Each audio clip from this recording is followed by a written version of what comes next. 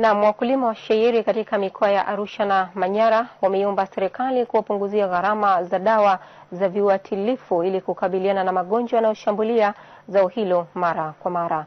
Wakulima hao wametoa ombi hilo wilayani Karatu mkoani Arusha wakiadhimisha siku ya shayiri nchini, ambapo wamesema zao hilo limekuwa likishambuliwa na magonjwa mbalimbali na kuathiri uzalishaji na soko la zao hilo. Mwandishi wetu Sechelela Kongola ameandaa taarifa zaidi.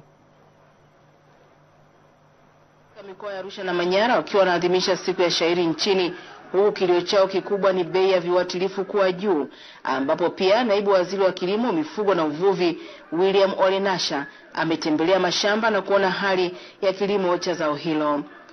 Baadhi ya wakulima wamesema changamoto kubwa inayowakabili hivi sasa ni kilimo duni cha shayiri pamoja na pembejeo za kilimo kuuzwa kwa bei ya juu, jambo ambalo linawashinda wakulima wengi. Kama wakulima, changamoto tunayopambana zaidi ni kilimo duni kwa ujumla, kilimo duni.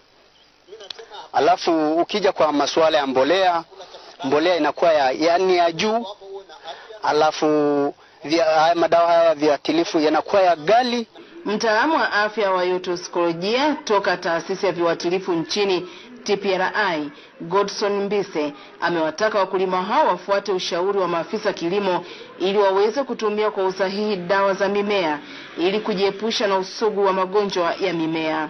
Ama ushauri kwa mtaalamu mwingine yeyote ambaye anahusika na kemikali za husika anazonunua, asitumie tu akili yake, maana kuna kitu tunaita traditional. Mtu anaangalia mwenzake alifanya nini na ndiye anafanya. Hiyo hapana. Mkuu wa kilimo cha ngano Afrika amesema wanatarajia kujenga kiwanda kikubwa kwa ajili ya kilimo cha shayiri ambacho kitatoa ajira nyingi kwa wakulima. Together, if we can make it happen, then we can plant even more barley and give jobs to more people. Na hiyo ikiwezekana, ina maana kwamba watahitaji wakulima zaidi kupanda shayiri eneo zaidi, na hivyo kuwapa Watanzania kazi au ajira mwingi.